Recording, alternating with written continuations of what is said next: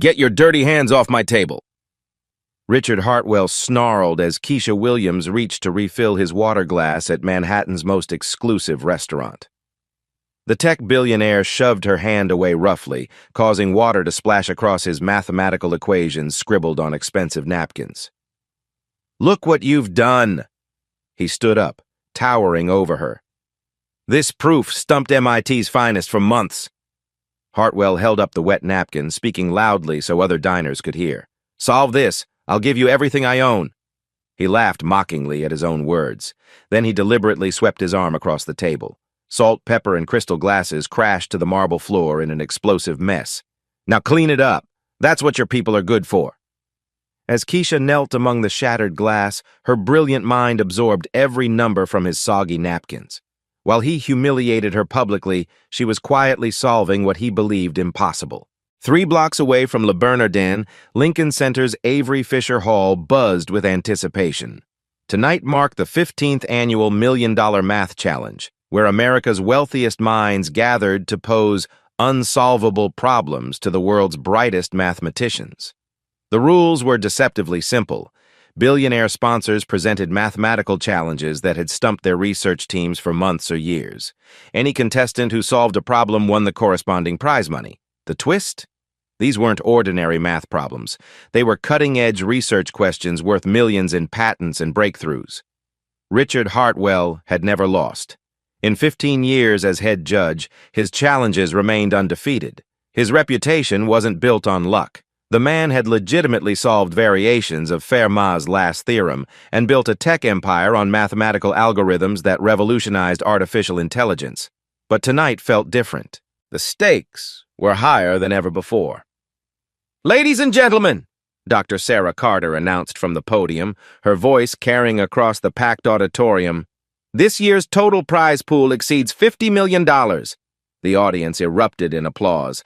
"Our contestants include PhD mathematicians from Harvard, MIT, Cambridge, and Oxford." Cameras rolled as CNN prepared for their live global broadcast. Social media buzzed with hashtags. Mathematical genius was about to become prime-time entertainment for 300 million viewers worldwide. Back at Le Bernardin, Keisha Williams finished mopping up the mess Hartwell had created. Her manager, Giuseppe, grabbed her arm as she headed to the kitchen. "You stay invisible tonight," he hissed in her ear. "Those VIP guests decide whether this restaurant keeps its reputation. One wrong move and you're gone." Keisha nodded silently. She needed this job. Her grandmother's medical bills weren't paying themselves, and her student loans from MIT still haunted her credit score. 3 years ago, she'd been 1 semester away from her mathematics doctorate when financial reality crashed down. Her father's construction accident, her mother's diabetes medication, her younger brother's autism therapy costs. Numbers that added up to an impossible choice. MIT or family. She'd chosen family. Now she cleaned up after people who would never know she'd once published original research in topology theory. Her professors had called her work revolutionary. Her thesis advisor had predicted a Nobel Prize someday. None of that mattered when you couldn't afford tuition. Giuseppe disappeared back into the kitchen, leaving Keisha alone with the VIP section's dirty dishes and shattered dreams. But as she cleared tables, fragments of conversations drifted over from nearby diners. "Hartwell's challenge this year is supposed to be impossible," whispered a woman in diamonds. "Something about infinite sequences and convergence theory." "My husband's research team spent 2 years on it," replied her companion. "They're calling it the convergence paradox. No solution exists." Keisha's hands stilled on the wine glasses she was collecting. Convergence theory? She'd written her undergraduate thesis on convergence patterns in infinite series. Her mind automatically began working through potential approaches, muscle memory from years of mathematical training kicking in despite her current circumstances. More fragments reached her ears as she moved between tables. "The preliminary problems are just warm-ups," a man was explaining to his date. "Real challenge comes at the end. Hartwell always saves his impossible proof for last." What makes him so confident nobody can solve it? Because he's Richard Hartwell. The man's never been wrong about mathematics, ever. Keisha felt something stir in her chest. Not anger exactly, more like recognition. She knew that feeling of absolute mathematical certainty, that moment when patterns clicked into place with undeniable clarity. She'd experienced it herself during late nights in MIT's library, solving problems that had stumped her professors. But she also knew something Hartwell apparently didn't. Mathematical brilliance didn't announce itself with degrees or bank accounts. It whispered in the minds of people others overlooked. And sometimes, just sometimes, those whispers contained truths that the loudest voices missed. Her phone buzzed with a news alert. The $1 Million Math Challenge was starting in 1 hour. Lincoln Center's doors were opening to the public for viewing parties in the lobby where giant screens would broadcast the competition live. Giuseppe emerged from the kitchen, scanning the dining room. "Williams, table 12 needs their check. Move!" As Keisha hurried to comply, her mathematical mind was already 3 steps ahead. She had exactly 43 minutes left on her shift. Lincoln Center was a 12-minute walk from the restaurant. The competition's preliminary round would begin in 55 minutes. Would she have the courage to step out of the shadows and into the light where her true abilities could shine? Keisha's hands trembled as she untied her apron in the restaurant's back alley. Her shift had ended 3 minutes ago. Lincoln Center's golden lights beckoned from just 12 blocks away, but each step felt like crossing an ocean. She wasn't supposed to be here. The $1 Million Math Challenge wasn't for people like her. People who served coffee instead of discovering theorems. People who counted tips instead of publishing papers. But Richard Hartwell's soggy napkin was folded in her pocket, his equations burned into her memory. She'd found his error within 30 seconds of studying the scribbled proof. The man who'd humiliated her had made a fundamental mistake that any decent mathematician should have caught. Lincoln Center's lobby was packed with curious onlookers watching giant screens broadcasting the competition. Keisha slipped through the crowd, her server's uniform drawing dismissive glances from well-dressed spectators. On screen, Dr. Sarah Carter was introducing the final 3 contestants: Dr. Marcus Webb from Harvard's Mathematics Department, Dr. Elena Kowalski from Oxford, and Dr. James Liu from MIT, her former classmate who'd finished the program she'd been forced to abandon. "Before we begin the final challenge," Dr. Carter announced, "Mr. Hartwell would like to address our global audience." The camera panned to Richard Hartwell, immaculate in his tailored suit, standing confidently at center stage. He held up a sheet of paper covered in complex equations. "Ladies and gentlemen," his voice boomed across the auditorium, "tonight I present the convergence paradox. My research team has spent 3 years developing this proof. It demonstrates that certain infinite sequences cannot converge under any known mathematical framework." The audience leaned forward. This was why they came, to witness mathematical history in the making. Hartwell's eyes gleamed with absolute certainty. "This proof has been verified by teams at Stanford, Caltech, and Princeton. It represents the absolute limit of human mathematical understanding." He paused for dramatic effect. "If anyone, and I mean anyone in this room, can find even the smallest error in this proof." The billionaire's voice grew louder, his arrogance filling every corner of the massive hall. "If anyone can solve this paradox that has stumped the world's greatest mathematical minds, I will personally write them a check for everything I own. My companies, my properties, my entire fortune, $50 billion. The audience gasped. Social media exploded. This wasn't just a mathematical challenge anymore. This was the bet of the century. Keisha felt her heart hammering against her ribs. In her pocket, Hartwell's napkin seemed to burn against her fingertips. She knew exactly where his proof failed. The error wasn't complex or subtle. It was embarrassingly basic, a sign convention mistake in the 7th equation that invalidated his entire framework, but she was nobody. A dropout, a waitress. Who would believe her? Dr. Carter stepped forward with legal documents. "Mr. Hartwell, this is highly unusual. Are you certain about this challenge?" "Absolutely," Hartwell declared.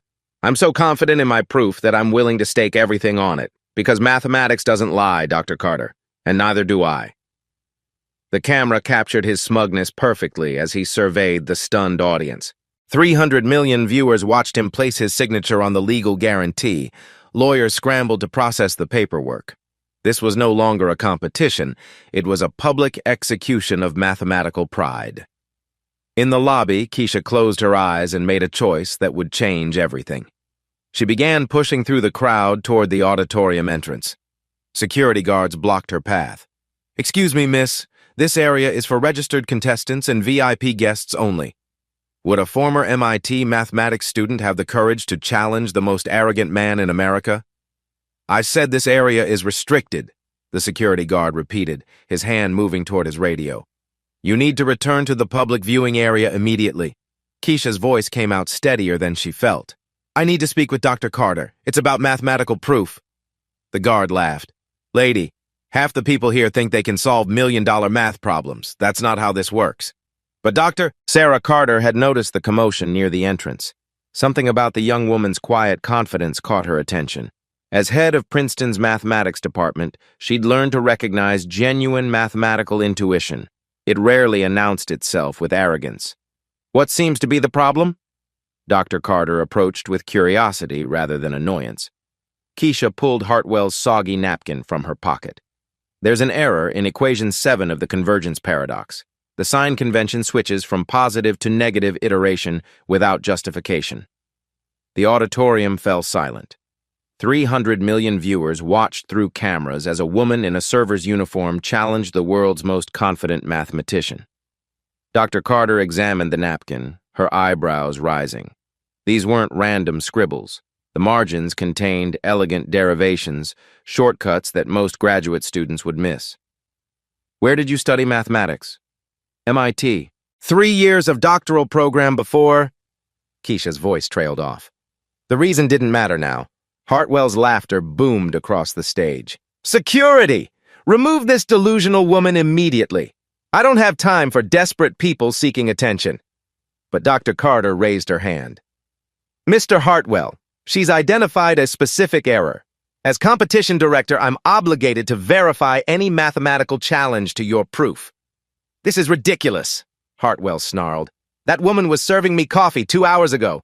She probably can't balance a checkbook, let alone understand advanced mathematics. The crowd murmured with uncomfortable recognition. Many had seen her at Le Bernardin. The irony was delicious. The same person he'd humiliated was now questioning his mathematical supremacy. Dr. Carter walked to the giant display screen. Miss Williams, Keisha Williams. Miss Williams, please explain your objection to equation 7. Keisha's hands shook as she approached the microphone.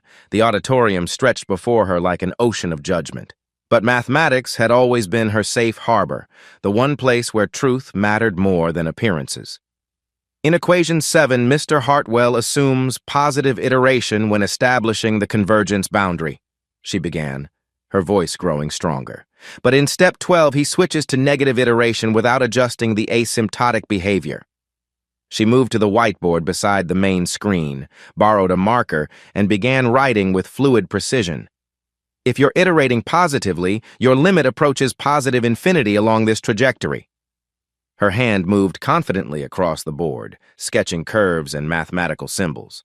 But negative iteration creates a completely different convergence pattern. The limit actually approaches 2.847, not 0, as his proof claims. The 3 PhD contestants exchanged glances. Dr. Webb from Harvard grabbed his calculator, fingers flying across the keys. Dr. Kowalski from Oxford pulled out her laptop, running rapid calculations. Dr. Liu from MIT stared at the whiteboard with growing recognition. She's right, Dr. Liu whispered, loud enough for his microphone to catch. The asymptotic behavior completely changes with negative iteration. Dr. Carter quickly verified the calculation on her tablet. Her face showed surprise, then something approaching awe. The correction is mathematically sound. Hartwell's face flushed red. This is impossible. My team spent 3 years on this proof. We had it reviewed by experts at Stanford, Caltech, Princeton. Sometimes, Keisha said quietly, the most obvious errors are the hardest to see when you're too close to the problem.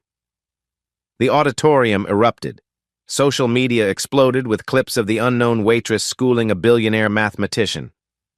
#Waitress genius began trending worldwide within minutes. But Hartwell wasn't finished. Anyone can point out arithmetic errors, he snapped.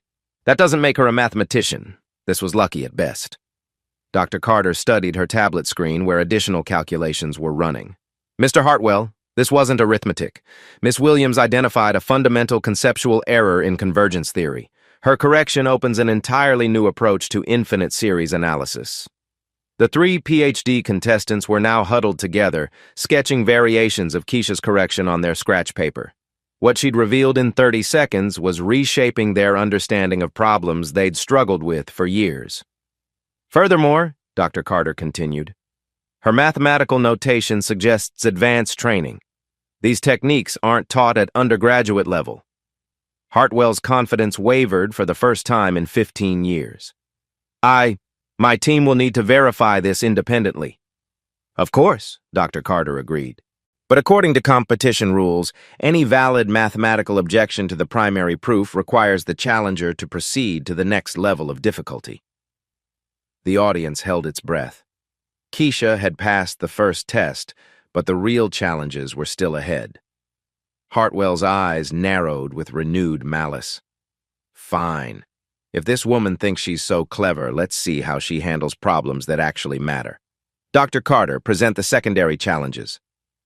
Miss Williams, Dr. Carter addressed her directly, are you prepared to compete in the formal competition? The next three problems increase in difficulty significantly.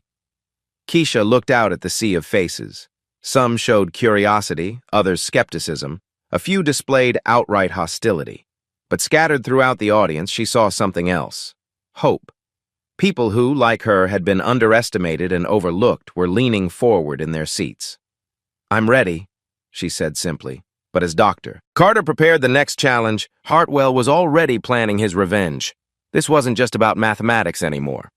This was about destroying the woman who dared to make him look foolish in front of the entire world. Could a former MIT dropout survive what was coming next? Dr. Carter raised her hand to quiet the buzzing auditorium. Ladies and gentlemen, we have an unprecedented situation.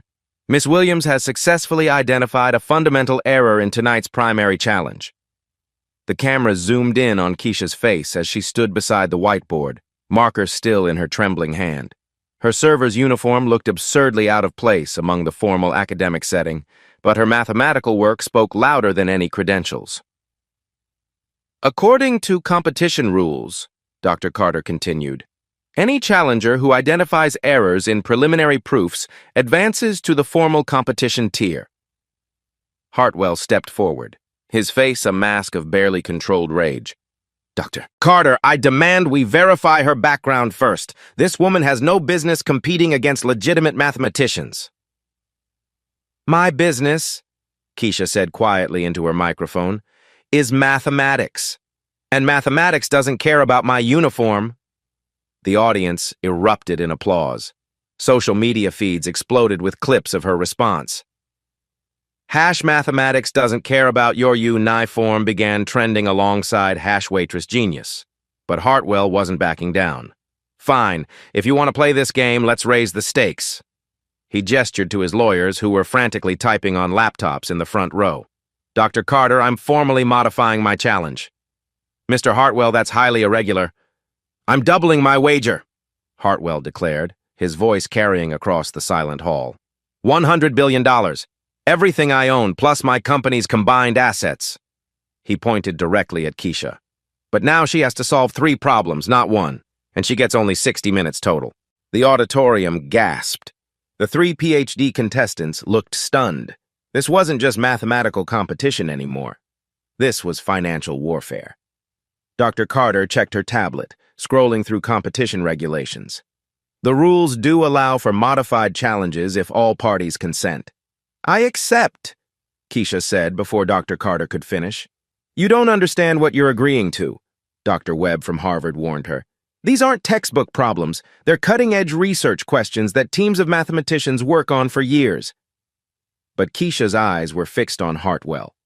She'd seen that look before, the absolute certainty that he was about to crush someone he considered beneath him. The same look he'd worn while grinding his shoe into her foot and calling her people contaminated. Furthermore, Hartwell continued, sensing victory, the competition will now be broadcast live to global news networks. CNN, BBC, Al Jazeera, everyone will watch this woman fail spectacularly. Dr. Carter looked concerned. Miss Williams, you're not obligated to accept these modifications. The original challenge stands if you prefer. No, Keisha said firmly. I accept his terms, all of them. The viewing audience had grown from 300 million to over 500 million as news of the unprecedented challenge spread worldwide.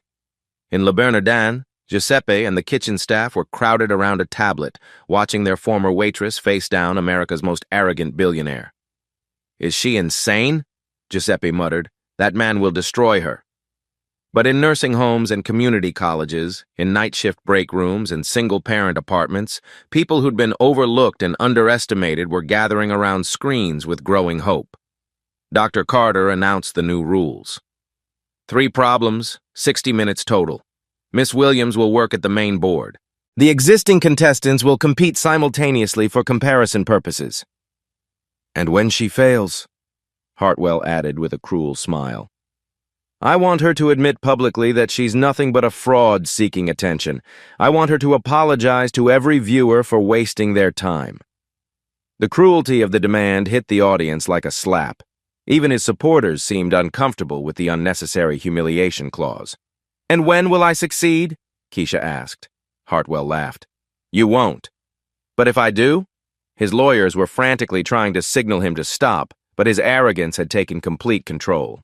"If you somehow solve all 3 problems, which is mathematically impossible, then yes, you get everything. $100 billion and a public apology from me." The contracts were hastily rewritten and signed, cameras positioned for optimal angles, social media platforms crashed under the viewing load as word spread globally. Dr. Carter approached Keisha privately during the setup. "Are you certain about this? There's no shame in competing under the original terms." "There's shame in staying silent when someone thinks they can humiliate you without consequences," Keisha replied. "I've been quiet too long." As technicians finished positioning cameras and microphones, Hartwell made one final announcement. "Ladies and gentlemen, you're about to witness the difference between real mathematical genius and desperate delusion. Watch carefully as this woman embarrasses herself in front of the entire world." But something had changed in Keisha's posture. The trembling hands were steady now. The uncertain voice had grown strong. She approached the massive whiteboard like a concert pianist approaching her instrument. The timer was set. The problems were sealed. 500 million people held their breath. Would the woman who cleaned up Hartwell's messes be able to clean up his mathematics as well? The 60-minute countdown began with a thunderous beep that echoed across Lincoln Center. Dr. Carter broke the seal on the first envelope, revealing Problem 1, Advanced Probability Theory with Quantum Applications. Keisha read the problem once, twice, then smiled slightly. The PhD contestants were already frantically scribbling equations, but she stood motionless for 30 seconds, absorbing the mathematical landscape in her mind. While Dr. Webb from Harvard struggled with the opening setup, Keisha identified an elegant shortcut. Instead of brute forcing through 17 variables, she recognized the problem as a disguised Markov chain. Her marker moved across the board with fluid precision, cutting through complexity like a knife through silk. The audience leaned forward. Even Hartwell looked surprised at her speed, but social media was brutal. Anonymous accounts flooded Twitter with attacks. "Fake waitress getting lucky. This is staged for views. She's probably getting answers through an earpiece." The hate was immediate and vicious. Meanwhile, Giuseppe from Le Bernardin was fielding phone calls from news outlets. "She was always strange," he told reporters, muttering numbers to herself, scribbling on napkins during breaks. "We thought she might be mentally unstable." Dr. Carter opened the second envelope. Problem 2, Topological Manifolds and Differential Geometry. This was Keisha's specialty from MIT. She'd published undergraduate research on manifold theory that her professors had called revolutionary. Her approach was so unconventional that Dr. Kowalski from Oxford stopped her own work to watch. "She's using Riemann mapping in reverse," Dr. Liu whispered to his microphone. "That's actually brilliant." The cameras caught the amazement on the PhD contestants' faces. Here was someone thinking beyond their textbook approaches, finding pathways through mathematical landscapes they'd never considered. But Hartwell seized the moment for psychological warfare. "Ladies and gentlemen, let me share what I discovered about our challenger during the break." His voice dripped with manufactured concern. Miss Williams was expelled from MIT for academic misconduct. The lie hit Keisha like a physical blow. She stumbled, nearly dropping her marker. The audience murmured with uncertainty. Her mathematical momentum shattered. "That's not true," she said quietly, but her microphone barely picked it up. "My sources at MIT confirm it," Hartwell continued smoothly. "Plagiarism accusations. That's why she never finished her doctorate." In living rooms across America, viewers were switching between believing and doubting. The story felt too perfect, too much like a fairy tale. Surely waitresses couldn't solve problems that stumped PhD holders. "Doctor," Carter intervened with quiet authority. "Mr. Hartwell, unless you have documentation, such accusations are inappropriate." She approached Keisha's board, studying the work. "Miss Williams, your topological approach here is genuinely original. I've never seen this particular mapping technique." The validation steadied Keisha's nerves. Mathematics didn't lie even when people did, but the damage was spreading faster than her solutions. News outlets began running exclusive mystery mathematicians' troubled past headlines. Cable news shows hosted experts who questioned whether the entire event was staged for ratings. "Nobody jumps from serving coffee to solving research-level mathematics," declared a Yale professor on CNN. "The human brain doesn't work that way." 27 minutes remaining. The third problem was still sealed, 2 problems solved but barely. Keisha finished problem 2 with a flourish, her solution so elegant that the 3 PhD contestants applauded spontaneously. Even they recognized mathematical beauty when they saw it. Her work showed insights that graduate programs typically took years to develop. But Hartwell's legal team was working phones frantically. "We're getting reports that her solutions might be pre-programmed," one lawyer announced loudly enough for cameras to catch. "This level of speed suggests technological assistance or prior knowledge." Security guards began inspecting the stage area, checking for hidden devices. The implication was clear. No legitimate contestant could perform at this level without cheating. The pressure cooker was intensifying. Camera angles multiplied. The global audience had grown to 700 million people. Social media platforms were buckling under the traffic load. Hashmath Genius and Waitress fraud was trending simultaneously. "Doctor." Carter opened the final envelope with ceremony. Problem 3, the infinite bridge paradox, Hartwell's personal masterpiece that had stumped research teams for years. Keisha read it once and felt something click into place in her mind. This wasn't just mathematics. This was 3 separate mathematical disciplines disguised as a single problem: number theory, topology, and convergence analysis, all woven together in a tapestry that looked impossible until you found the right perspective. But then disaster struck. Her calculator malfunctioned. The screen flickered and died, leaving her without computational support for the most complex calculations of her life. "Technical difficulties happen." Hartwell shrugged with false sympathy. "Perhaps we should postpone while we find her a working calculator?" The audience was fracturing into camps. Supporters chanted, "Let her work," while skeptics called for verification of her identity. The mathematical community was split between fascination and suspicion. "I don't need a calculator," Keisha announced, her voice carrying new strength. "Mathematics existed long before electronic computation." She turned to the massive whiteboard and began working purely from mental calculation. Her mind processed numbers with the same fluidity that concert pianists read complex musical scores. Viewers watched in amazement as she performed calculations that most people needed computers to verify. With 8 minutes remaining, Keisha's exhaustion was showing.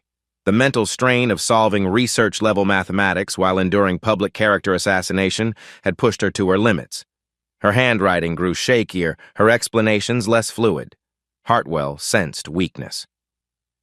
"This is what happens when desperation meets reality," he announced to the cameras. "Watch her collapse under pressure she was never qualified to handle." 7 minutes left, no calculator, global skepticism. Character assassination, physical exhaustion, the weight of 700 million people's expectations pressing down on her shoulders. But as Keisha stared at the infinite bridge paradox, something remarkable happened. All the noise faded away. The jeers, the cameras, the pressure, none of it mattered anymore. There was only mathematics. Pure, beautiful, undeniable mathematics. She saw the bridge that connected all 3 problems. She understood why Hartwell's teams had failed for years. They'd been trying to solve one impossible problem when they should have been solving 3 elegant ones. The solution required thinking beyond traditional frameworks. She needed to approach the problem not as a mathematician, but as an artist, seeing patterns where others saw chaos. Her marker began moving across the board with renewed energy. Not the frantic scribbling of someone under pressure, but the confident strokes of someone who had found her way home. 6 minutes remaining. Minutes. The final battle was about to begin. Could pure mathematical intuition triumph over computational power and institutional prejudice? 5 minutes remained when Dr. Carter received an urgent message on her tablet. She read it twice, her expression shifting from confusion to something approaching shock. "Ladies and gentlemen," she announced, her voice cutting through the auditorium's tension. "I've just received communication from the International Mathematics Consortium. They need to make an immediate disclosure about tonight's competition." The camera zoomed in on her face as she continued reading. Hartwell looked annoyed by the interruption, but something in Dr. Carter's tone suggested this wasn't routine. "The infinite bridge paradox that Mr. Hartwell presented tonight." Dr. Carter paused, glancing at her tablet again. "According to documentation just submitted by MIT, Cambridge, and Princeton, this problem was designed specifically to be unsolvable using conventional mathematical approaches." A murmur rippled through the audience. The PhD contestants stopped their frantic calculations and looked up from their work. The problem was created as part of a research initiative to identify mathematicians who think beyond traditional frameworks. It requires what the consortium calls intuitive pattern synthesis, the ability to see mathematical relationships that pure computational analysis cannot detect. Hartwell's face went pale. This wasn't part of his plan. Dr. Carter continued. "Furthermore, the consortium reveals that Mr. Hartwell's own solution, developed over 3 years, relied heavily on quantum computing algorithms and AI-assisted pattern recognition. No human mathematician has ever solved this problem using manual calculation alone." The auditorium fell silent. 700 million viewers were witnessing the rules of engagement completely change. "This means," Dr. Carter said carefully, "that Miss Williams is attempting something that has never been accomplished in the history of modern mathematics. She's working without any computational assistance on a problem specifically designed to require technological augmentation." Hartwell stepped forward, panic creeping into his voice. "Dr. Carter, this disclosure is highly inappropriate. The competition parameters were clearly established. Actually, Mr. Hartwell, the consortium's letter indicates that you were aware of the problem's special classification when you selected it tonight. The question they're raising is whether it was ethical to present an unsolvable challenge without disclosure." The twist hit everyone simultaneously. Hartwell hadn't just been arrogant, he'd been deliberately setting up an impossible scenario. He'd chosen a problem that required technological assistance specifically because he knew no human could solve it manually. But Keisha Williams was still working at the whiteboard, completely absorbed in her calculations. She was 4 minutes away from attempting something that the world's mathematical establishment considered impossible. The global audience was no longer just watching a competition. They were witnessing a woman challenge the very limits of human mathematical capability. Had Hartwell's arrogance finally trapped him in a web of his own making? The revelation hit Keisha like a physical blow. She stopped mid-calculation, her marker frozen against the whiteboard. The problem she'd been confidently solving for the past hour wasn't just difficult. It was designed to be impossible for human minds to solve. "No human has ever solved this manually." Dr. Carter's words echoed in her head like a death sentence. Around her, the PhD contestants had already given up. Dr. Webb from Harvard shook his head in defeat. "If it requires quantum computing, there's no point continuing." Dr. Kowalski from Oxford closed her notebook with resignation. Even Dr. Liu from MIT, who'd been supportive of Keisha's unconventional approaches, stepped away from his board. But the worst part was watching the global audience lose faith in real time. Social media sentiment shifted from curiosity to pity. She's been set up to fail. Hartwell planned this humiliation from the beginning. No one could solve an impossible problem. 3 minutes and 40 seconds remained on the countdown timer, but it might as well have been 0.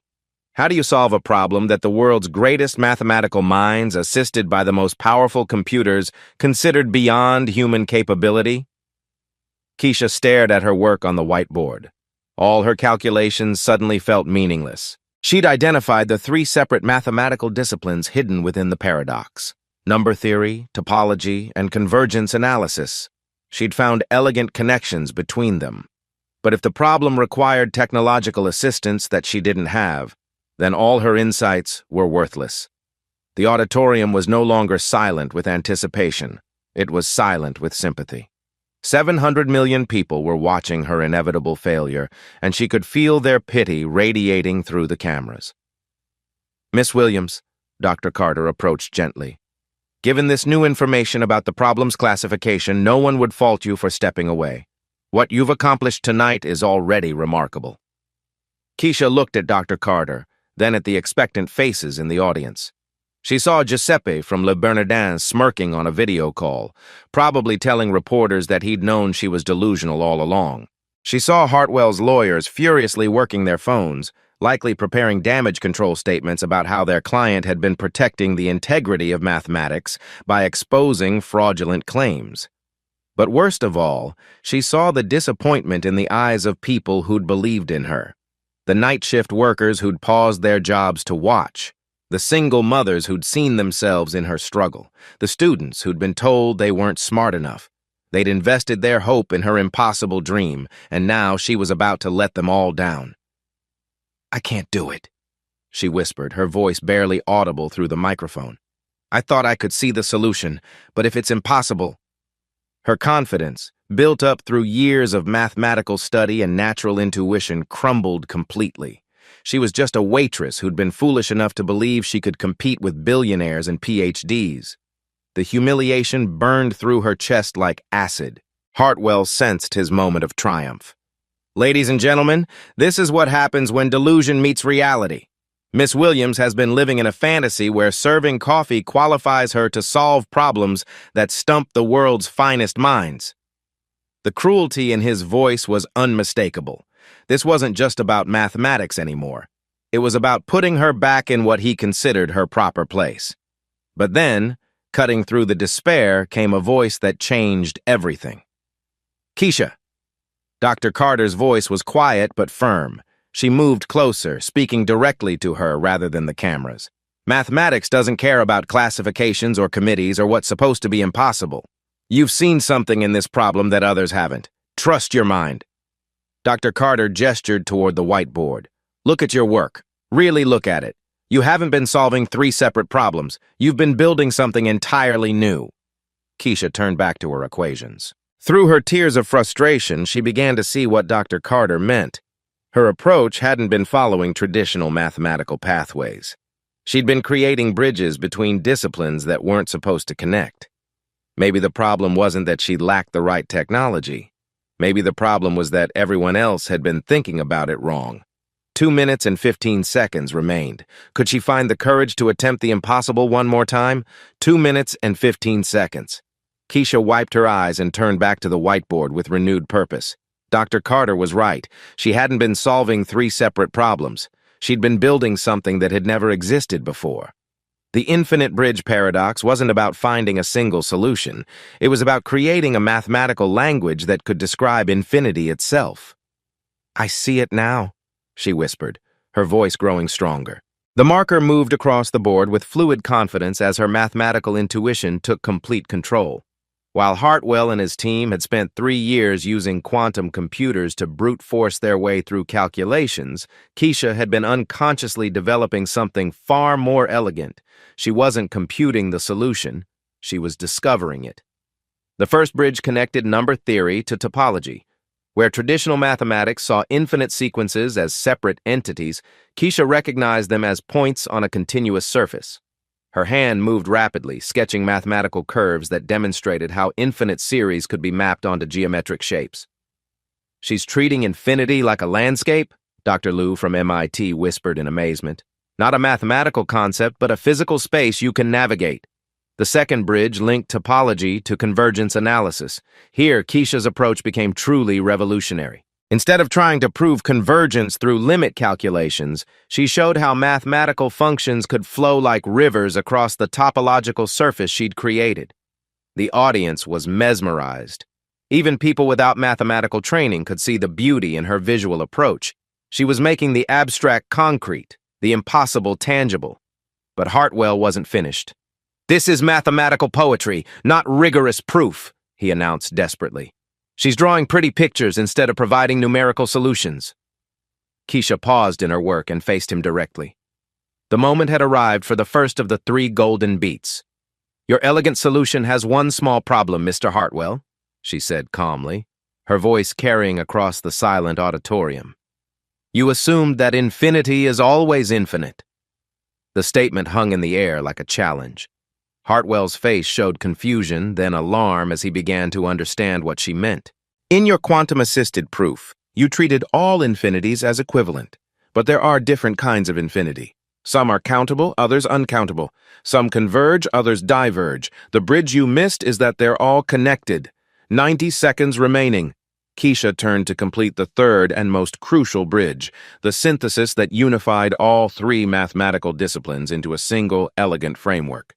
Her marker flew across the board, connecting equations with geometric shapes, linking abstract concepts with visual representations.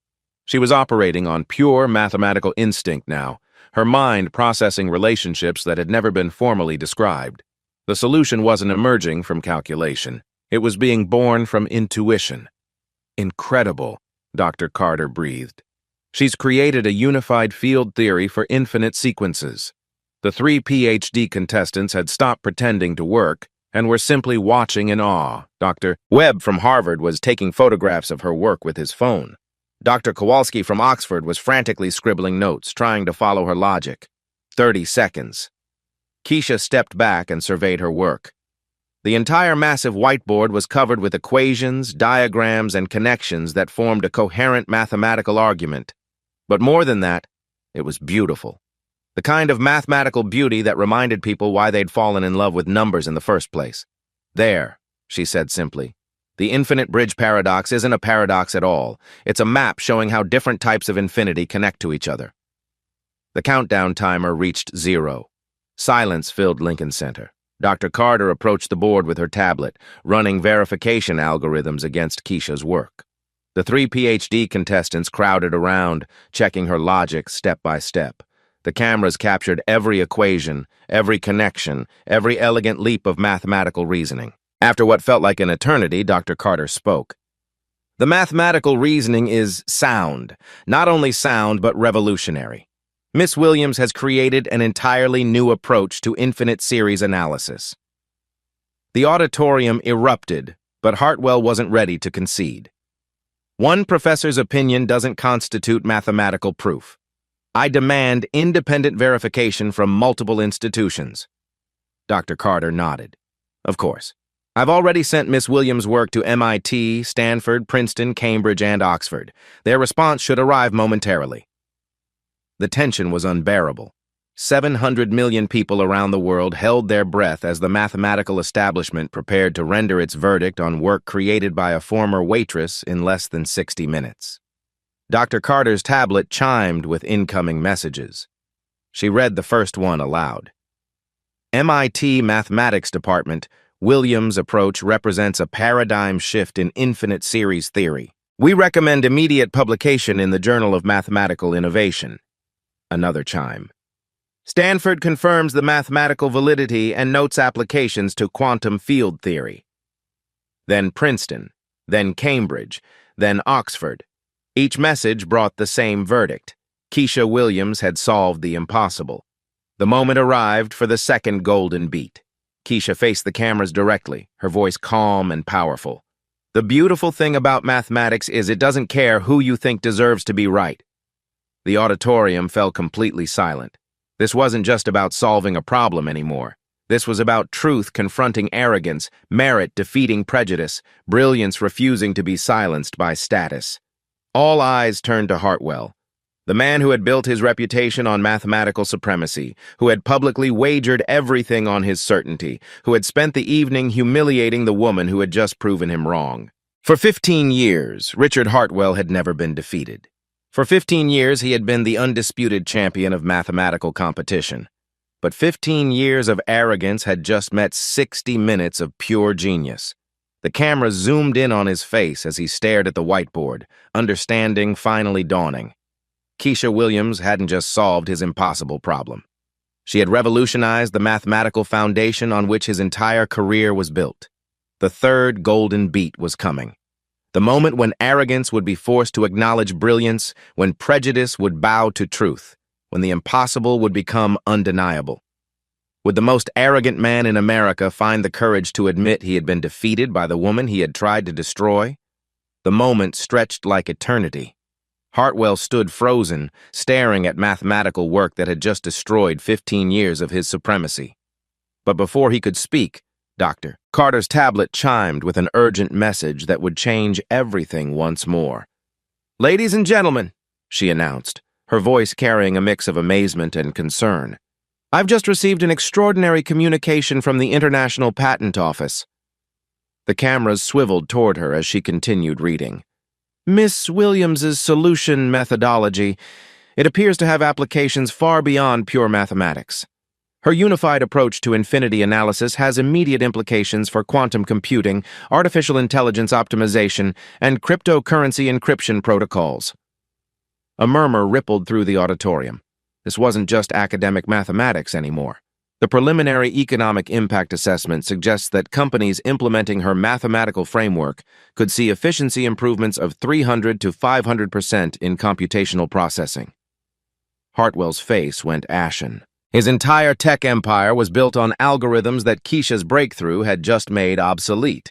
"Furthermore," Dr. Carter continued, "the Patent Office is requesting immediate documentation of Miss Williams's methodology to prevent unauthorized commercial exploitation.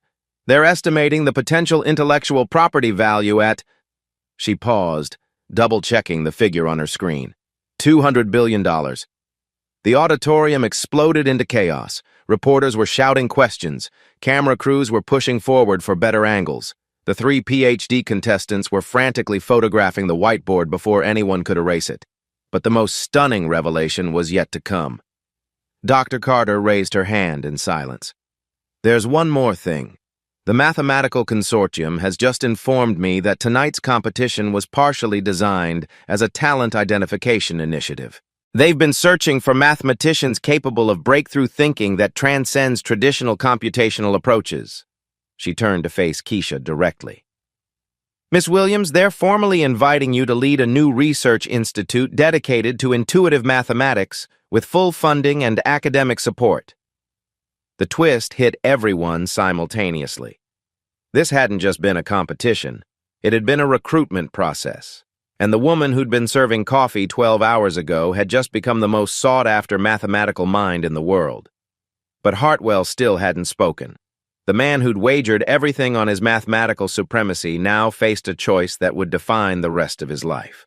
Would he honor his public commitment, or would his arrogance find one final way to avoid the consequences of his cruelty? The silence stretched across Lincoln Center like a held breath. 700 million people around the world waited for Richard Hartwell to speak the words that would complete the most extraordinary reversal in mathematical history. His lawyers were frantically whispering in his ear, probably advising him to find legal loopholes or claim the competition had been compromised. His associates had already begun backing away from him, sensing the shift in power dynamics. But Hartwell was staring at the whiteboard where Keisha Williams had created something that transcended his understanding. For the first time in his life, he was faced with mathematical brilliance that exceeded his own. The moment arrived for the third and final golden beat. His voice cracked slightly. He cleared his throat and tried again. "I need to verify the calculations myself." The audience held its breath as he approached Keisha's work, studying each equation, each connection, each elegant leap of reasoning. Minutes passed in complete silence. Finally, he stepped back from the board. When he turned to face the cameras, 15 years of mathematical arrogance had been replaced by something approaching humility. "Miss Williams," he said quietly, "your solution is correct, completely correct. You've solved advanced mathematical proofs that I could not, demonstrating superior mathematical intuition and problem-solving ability that I failed to recognize." The words seemed to physically pain him, but he continued. "I built my career on being right about mathematics. Today I learned something more valuable than being right. I learned how to be wrong with dignity." The auditorium erupted in thunderous applause. But the most powerful moment was watching Keisha's quiet grace in victory. No gloating, no revenge, just the serene confidence of someone who had proven that brilliance couldn't be silenced by prejudice. 6 months later, Dr. Keisha Williams stood in her new office at the Institute for Intuitive Mathematics, writing equations that would reshape humanity's understanding of infinity. The walls were decorated not with awards or accolades, but with pictures of students from underfunded schools whose mathematical talents she was now helping to discover. She kept one memento from that night at Lincoln Center: Hartwell's soggy napkin framed on her desk, not as a trophy, but as a reminder that genius often whispers in places where others refuse to listen. The final shot showed her teaching a classroom of diverse students, writing on a whiteboard with the same fluid confidence she'd shown that night. Above the board, a simple message: mathematics doesn't care about your uniform. It only cares about your courage to see what others cannot. Have you ever been underestimated because of how you look or where you work? Share your story in the comments below. Subscribe to Blacktail Stories for more incredible stories of people who proved the doubters wrong. Because genius isn't about where you start. It's about refusing to let anyone else define your limits. Remember, somewhere right now, the next revolutionary idea is forming in a mind that others might overlook. Make sure you're not one of the people doing the overlooking.